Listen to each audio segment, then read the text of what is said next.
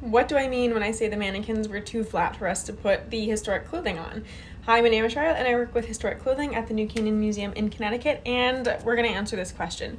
So I brought you upstairs to show you guys what our mannequins look like without padding in them, and this is actually one of our mannequins, and it has the body sock that we ordered after we realized that the underneath part wasn't going to cut it. But basically the mannequins they're all made of very hard styrofoam, and these are the mannequins that are museum grade that we bought, and they're all made out of styrofoam, and they have this sort of like thin layer of fabric on them, and you can pad out the fabric that the mannequin comes with to make a bigger mannequin and fit the garment. We realized that some of our garments needed way more padding than the little bit of fabric underneath was going to allow, and so we had to buy something that was going to be much looser to allow for way more padding.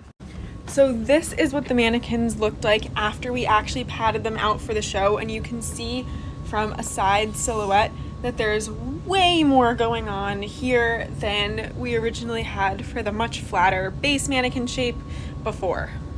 Obviously, this is not the shape of a person, but we needed to build out this part to make sure that the waistband of the garment had something comfortable to rest on so that it wasn't putting any strain on any part of the garment that wasn't used to it. This, provides a shelf like a hip bone would. And then this part is where we filled out the bodice.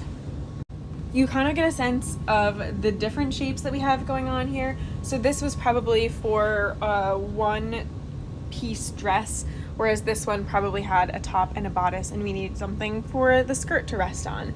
And these two were for single dress shapes.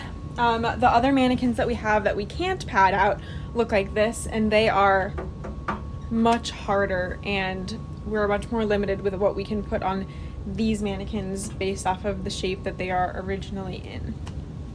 But yeah, I have another video that talks about the mannequin shapes and some of the questions that we get on them in my FAQ playlist, so I highly recommend checking that out as well, because it talks a little bit about the mannequins that are shaped like this too.